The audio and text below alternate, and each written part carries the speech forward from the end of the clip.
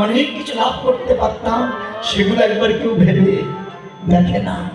তাই তো সুগুলো ডেকে বলছে, ভাই শোন, হেরইতে ওই ছন লোচন তো জানে কইছে করো তো তোর বদন দেখে মনে হচ্ছে আজ যেন তোকে কেউ কিছু করে দিয়েছে। মায়েরা, আপনার জাদু খেলা দেখেছেন? দেখেছেন কেউ?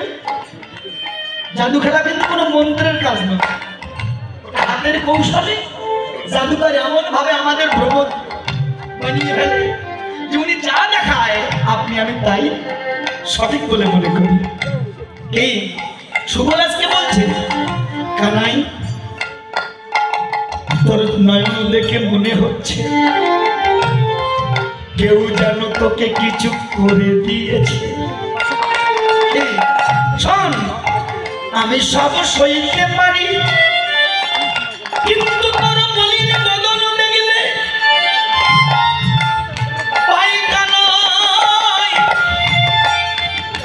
আমি তো সইতে পারি না। একবার খুলে বল। গোবিন্দ মনে মনে চিন্তা করছে, এই যে আমার ভজনের কথা, এই যে আমার সাধনের কথা, এই কথা যে যাত্রার শোনে বলিবার কথা নয়। কি বাবা বলুন, এই কথা কি যাত্রার শোনে বলা যায়? আপনি কি বলেছে জানেন? কুম্ভকার তৈরি করে মাটির বাসন, যতক্ষণ কাঁচা থাকে ভয় ততক্ষণ, কিন্তু আগুনে পুড়ালে যখন খাঁটি হয়, শতধারা দিলেও আর তাতে নাই হয়। মায়েরা, কুম্ভকার মানে কুমোর যখন মাটির পাত্র তৈরি করে, দেখবেন ওটা যতক্ষণ কাঁচা থাকে ততক্ষণ ভয় থাকে। কেন? তরল পদার্থ দিলে ওটা গলে যাবে। কিন্তু ওই পাত্রটা যখন আগুনে দেওয়ার পর পুড়িয়ে খাঁটি হবে, ওখানে শতধারা দিলেও আর গলে যাওয়ার ভয় থাকবে না। যতদিন না পর্যন্ত গুরু তত্ত্ব, গুরু জ্ঞান আপনার লাভ না হচ্ছে, ততদিন এই প্রেম ভক্তি বস্তু আপনাকে যতই দিই না কেন তা কোনো দিন কাজ হবে না। কিন্তু যারা গুরু কৃপার দ্বারা, গুরুর কৃপার অনলে পুড়িয়ে পুড়িয়ে নিজের দেহটা খাঁটি করতে পেরেছেন, একমাত্র কৃষ্ণ প্রেম ভক্তি রস তার কাছেই থাকে, সবাই লাভ করতে পারে না। দেখেছেন? তাইতে বলছে, ওরে কানাই, একবার তুই আমার সঙ্গে বল তোর কি হয়েছে। তুই যদি না বলিস আমি কি করে বুঝবো তোর মনের খবর? কিন্তু গোবিন্দ মনে মনে চিন্তা করছে, এ কথা তো যাত্রার শুনে বলিবার কথা নয়। কেন? কারণ সিংহের দুগ্ধ যেমন স্বর্ণপাত্রে না লাগলে ফেটে চুকে যায়, কৃষ্ণ প্রেম ভক্তি বস্তু তেমন এটাও সোনার মতো পাত্র না হলে সেখানে রাখা যাবে না। এজন্য বৈষ্ণব গীত কবি পরের পদাবলিতে কি লিখেছে জানেন? দুনিয়ে অবগাহ মরময় অবিলাস, দুনিয়ে অবগাহ, অর্থাৎ শোনো, ভগবান কারো বলে দেয় না যে তুমি আমার কাজ করো, যার কর্ম তাকেই করে নিতে হয়। গুরু আপনাকে পথ দেখাবে, কিন্তু করে দেওয়ার ক্ষমতা তার নাই। গাছ থেকে নারকেল পেড়ে এনে ছাল ছাড়িয়ে তার থেকে সার জল বাহির করে আপনার মুখে ঢুকিয়ে দেওয়া যাবে বাবা, চিবিয়ে দেওয়া যাবে না। তাহলে যার কর্ম তাকে করে নিতেই হবে। আমরা মায়ের পূজা করেছি সবাই বাগদেবীর, তাই না? ভেবে দেখুন, স্কুল থেকে পাঠ্যপুস্তক দিয়েছে, সারা বছরই খুলে দেখিনি, পাশ করবো তো কোনোদিন সম্ভব নয়। এজন্য কর্মটাই হলো শ্রেষ্ঠ। কর্ম করে যান, ফলের আশা করো না। আপন হইতে ভগবান কর্ম ফল নিয়ে আপনার সামনে এসে তাই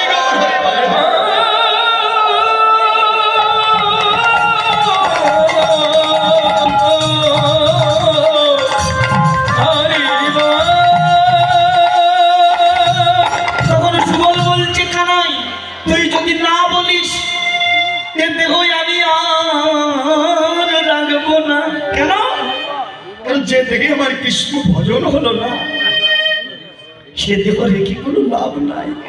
আমি শাস্ত্রে শুনেছি জীবনম কৃষ্ণ ভক্তস্য পরম পঞ্চদীন নিচু নিত কল্প ব্রহ্মাণী ভক্তি রাজ্যকে সবে।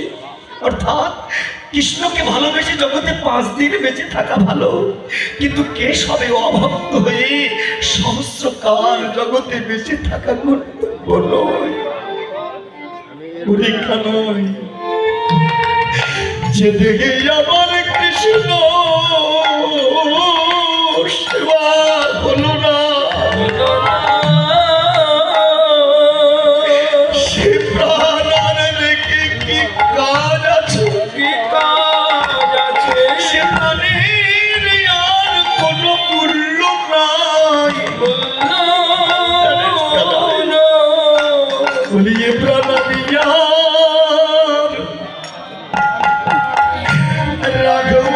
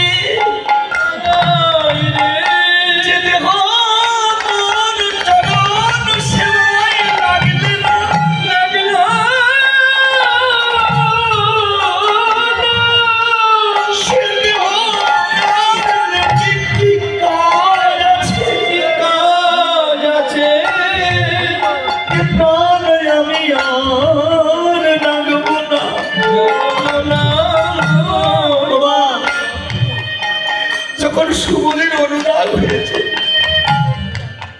জানেন গোবিন্দ সুবলের হাতে খানা ধরেছে, দেখেছেন বাবা? জ্ঞান কাণ্ডে কর্মকাণ্ডে নাগে প্রভু বশ, প্রভু বশ, একমাত্র প্রেম ভক্তি।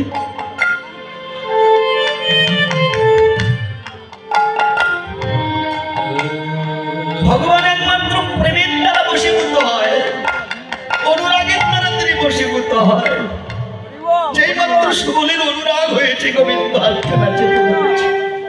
সুবল, ও সুবল, এই যে আমার ভজনের কথাই অনুরাগের কথা, অনুরাগের কথা, এ কথা তো যার তার শুনে বলা যায় না, বলা যায় না, কিন্তু তুই আমার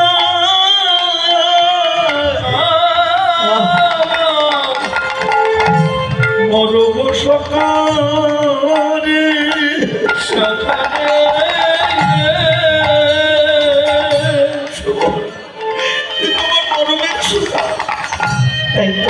তোকে আমি এই কথা বলি, খবরদার এই কথাগুলো যেন তুই অন্য কাউকে বলিস। জানিস আমি যেদিন কালীয় নামা নাগকে দমন করেছিলাম, সেদিন ওই যমুনার কূলে আমি এক অপরূপ রূপের নাগরীকে দর্শন করেছিলাম। সেদিন থেকেই আজ আমার এমন দশা। কি অপূর্ব কথা দেখুন। সবল রে ও কালিয়া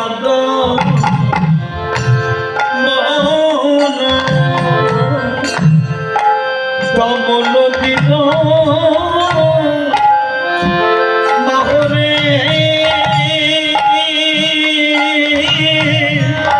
ও কালিয়া আমি সেই দিন দেখেছি, সেই দিন দেখেছি যেদিন কালীয়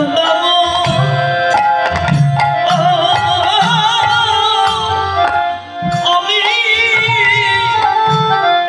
কোলে ছিল সকালে আমি সেই দিন দেখেছি। আমি কালে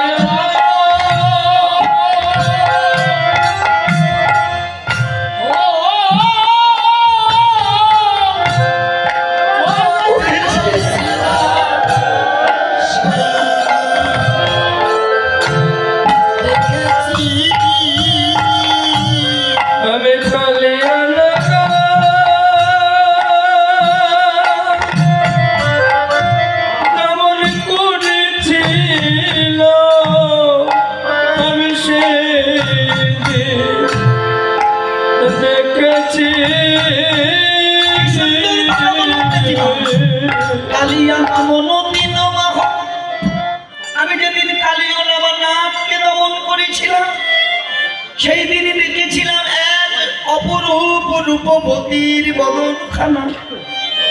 ওমা কি সুন্দর কথা দেখেছেন আপনি। আমি জানি যমুনার যে নদী, আপনারা গেছেন বৃন্দাবনে কেউ? আমরা অনেকে যাইনি, যারা জাননি তারা দেখেননি। নদী চলতে চলতে বাঁক নিতে নিতে নদীর কিছু অংশ নদী থেকে আলাদা হয়ে যায়। কি বাবা, একে হ্রদ বলে। অনেকে অর্শ আকৃতি, অর্শের ক্ষুর আকৃতির সরোবর, এইরকম একটা সরোবরে বা কালী দহে কালীয় নামা নাগ এসে বাসা বেঁধেছিলেন। তার একটা বিশাল কাহিনী আছে, ইতিহাস আছে।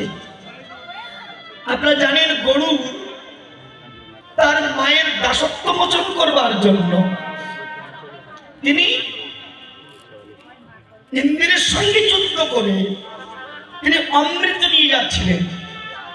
ওই অমৃত নিয়ে যাওয়ার সময় ওই কালীয় হ্রদের তটেই এক মুনি ঋষি বাস করতেন, যার নাম সৌভরি মুনি।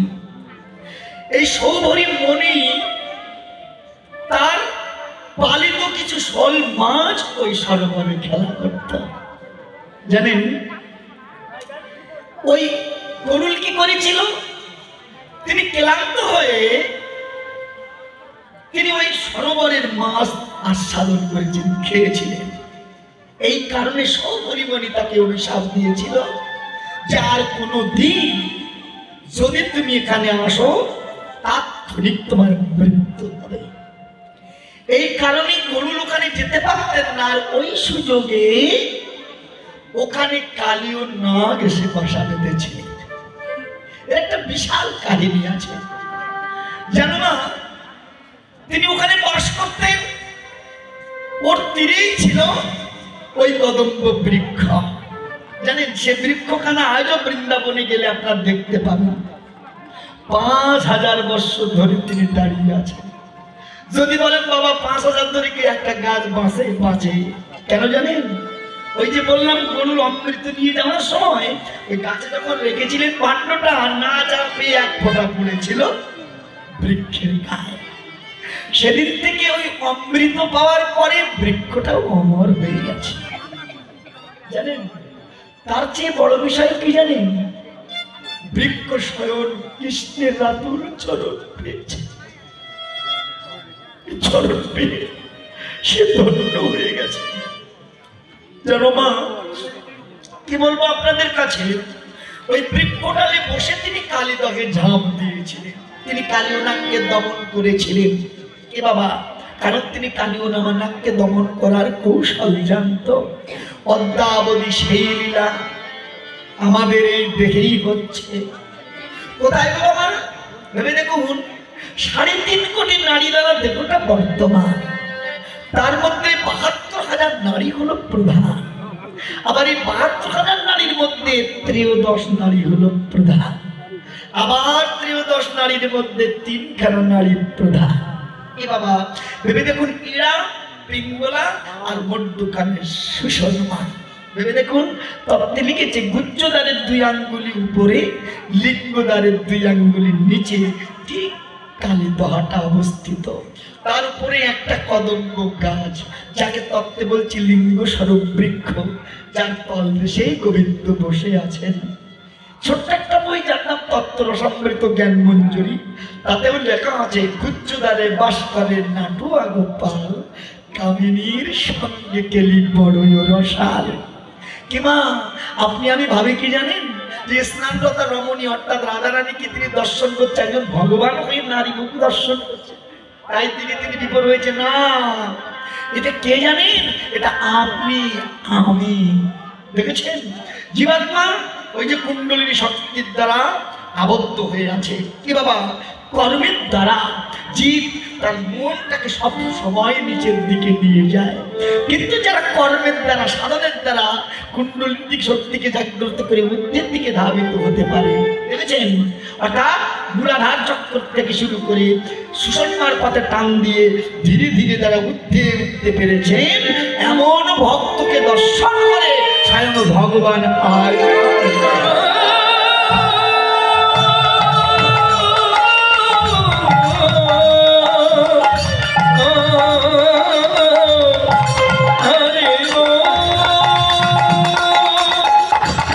এত কিছু ভেঙে ভেঙে না বললে আজকাল আমরা বুঝতে পারি না।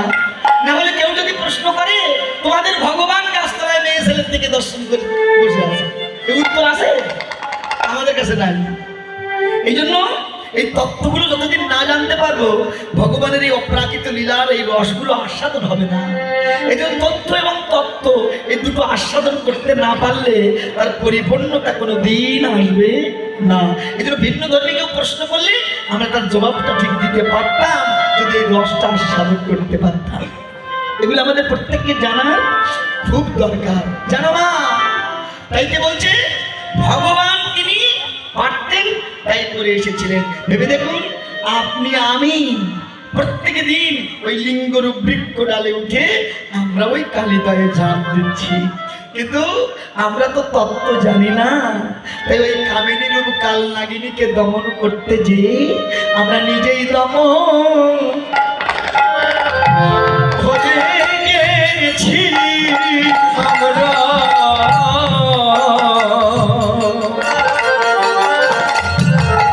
আমরা নিজে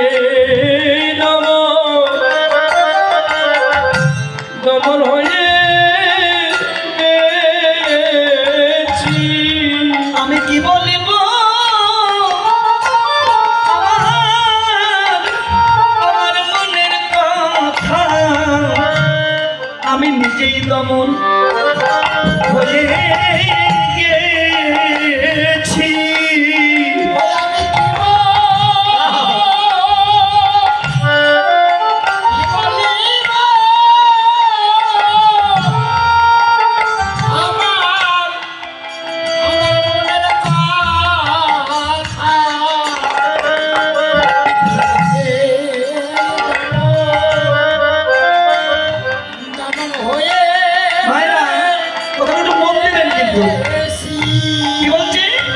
জীবাত্মা প্রত্যেক দিন কর্মের জন্য তিনি প্রত্যেক দিন যমুনায় যাচ্ছে, আর গোবিন্দ তাকে কোথায়? এই যে সহস্রদল পদ্মে যিনি বিন্দু রূপে অবস্থান করছেন। ভেবে দেখুন, যারা নিম্নগতি ধারাটাকে ঊর্ধ্বগতি করে সুষমার পথে টান দিয়ে সহস্রদল পথে সে বিলাতে পারে, এ বাবা এ জগতে তিনি ধন্য। কিন্তু ওখানে যাওয়াতে এত সহজ নয়। আপনি কি বলছে জানেন? খেলাটা মূলাধারে আর মেলা বসেছে সহস্রদল পদ্মে। তত্ত্বে লিখেছে সুতল সুতল সকলেতে কয়, সুতল তাহারে মানি আপনার রস আপনি সেবায়, সেই তো সুতল মানি। আচ্ছা এই কথা বোঝে তো কেউ? এই কথা সহজে বোঝার কথা নয়। দেখেছেন? আপনার রস আপনি সেবায়, সেই তো সুতল মানি। প্রকৃতির মতি করে ঊর্ধ্বগতি, মণিপুরে লয় রাখি। প্রকৃতির মতি, দেখেছেন? প্রকৃতি কারা? এই নারী যারা। তদ্রূপ উনি প্রকৃতি শুধু নয়, আমিও প্রকৃতি। কিন্তু এই প্রকৃতির ভাব ছেড়ে পুরুষের ভাব নিয়ে কর্মে গেলে ধ্বংস তার হবেই হবে। দেখেছেন? তাই কি বলছে? প্রকৃতির মতি করে ঊর্ধ্বগতি, মণিপুরে লয় রাখি। কুলকুণ্ডলিনী চৈতন্য করি, স্বাধিষ্ঠানী করে সাথী। মেরুলাল বহে অনাগত দিয়ে বিশুদ্ধ সদনে রাখি। দ্বিদল বইয়া সহস্রারে গিয়া রস হয় শতমুখী। প্রেমের বন্যায় জগত ভাষায় সুখের নাইকোর তথা লীলা করি কিশোর আর কিশোর। এই দেখুন, দুই রসে দুই ভস। মূলাধারে খেলা, খেলাটা কোথায়? মূলাধারে। আর মেলা বসেছে কোথায়? সহস্রদল পদ্মে। মূলাধারে খেলায় আর সহস্রারে মেলা, এই তো সুতল কথা। বাসলিয়া দেশে কয়ে দ্বিজ চণ্ডী দাসে, না হলে মনুষ্য জনমী বৃথা। এই সমস্ত কথা আপনাদের মতো ভক্ত আছে তাই বলি, সব বলা উচিত নয়। কারণ গুরুঘর থেকে নিষেধ থাকে, রসিক ভক্ত ছাড়া এই কথা যেন কাউকে না বলি। কিন্তু এই কথাটা না বললে পরে এর মীমাংসা আমরা সহজে খুঁজে পাবো না। কেউ যদি প্রশ্ন করে যে তোমাদের ভগবান ওই যমুনার কুলে নারী মুখ দর্শন করার জন্য চেয়ে থাকে, কি কৃষ্ণ 10 বৎসর 8 মাস লীলা করেছেন, এতটুকু একটা ছেলে, তার মধ্যে কি কামের ভাষা থাকে? তাহলে এর মধ্যে তাত্ত্বিক যে কথাগুলো আছে না বুঝলে এর রসাস্বাদন হবে না, এর নাচা গাওয়াই শুধু শেষ হবে না। দেখেছেন? তাহলে ভেবে দেখুন, কৃষ্ণ পেরেছিল কেন? তিনি তত্ত্ব জানতেন। আমি পারি না, আপনি পারেন না কেন? আমরা সে কর্মই জানি না। তাই তো কৃষ্ণ বলছেন, বৈষ্ণবগীত কবি কি অপূর্ব কথা লিখেছে, কালিয়া দমন দিন মাহ কালেন্দির কুলোক কদম্বক সাহ। ওই যে কথা বললাম, সেখানে দেখলাম কি জানো? কত শত নব ব্রজ আর কত শত নব ব্রজ কত শত নব ব্রজ। মায়েরা কথাগুলো বলুন, শুনুন। এর আগে সব বলা শুনেছেন আপনারা, কিন্তু আমি কেন বলছি এই কথাগুলো? বেশি করে বলছি কেন? বুঝাবার জন্য। পদ তো আমরা শুনেছি, অনেক শুনেছি, কিন্তু পদের মধ্যে পদের সম্মান আছে, এটা আমরা বুঝি না। এই জন্য ভেঙে ভেঙে বলবো বলে আমি ছোট ছোট করে গাইছি। কি বাবা? নবব্রজ বাবা কত শত শত শত, অর্থাৎ সচ্চিদানন্দ ভগবানকে পেতে গেলে কি আগে নিজেকে সৎ হতে হবে। কি ভেবে দেখুন, যদি বলেন কিরকম? আগে সৎ মনোবৃত্তি থাকা চাই। কেমন ভাবুন, এই জগতে নিজে যদি আগে নিজেকে সংযত না করা যায়, তাহলে কোনোদিন শেষ স্তরে যাওয়া যাবে না। এটা সৎ মনোবৃত্তি আগে থাকা চাই। আগে সব লক্ষ্যটা ঠিক হতে হবে, যে আমার লক্ষ্য হলো সেখানে যাওয়া। কি যদি লক্ষ্য ঠিক না থাকে, আপনি কোনোদিন সেখানে পৌঁছাতে পারবেন না। তাহলে আগে লক্ষ্যটাই স্থির করে সাধন করতে হবে। তাই দেখলাম কত শত নবব্রজ পালা। নব মানে কি? নব মানে নতুন, আবার নব মানে 9টা বোঝায়। 9টা মানে এই নবদার বিশিষ্ট দেহ। কি বাবা? ব্রজবালা, অর্থাৎ এই দিকের প্রতি যার সঠিক লক্ষ্য আছে, একমাত্র সেই তো ভগবানের চরণ প্রাপ্ত হয়। কি বাবা? কারণ দেহটাকে আগে চিনতে হবে। শাস্ত্রে লিখেছে শরীরাং সর্বতীর্থানি শরীরাং সর্বদেবতা শরীরাং সর্ববিদ্যানং কৃষ্ণ ভক্তি সুদুর্লভ।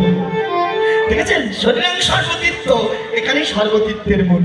শরীরাং সর্ববিদ্যানং, এর ভিতরে সকল বিদ্যা। দেখেছেন, এই জন্য নিজেকে চেনাটাই আগে প্রয়োজন। যে নিজেকে চেনে না, সে ভগবানকে কোনোদিন চিনতে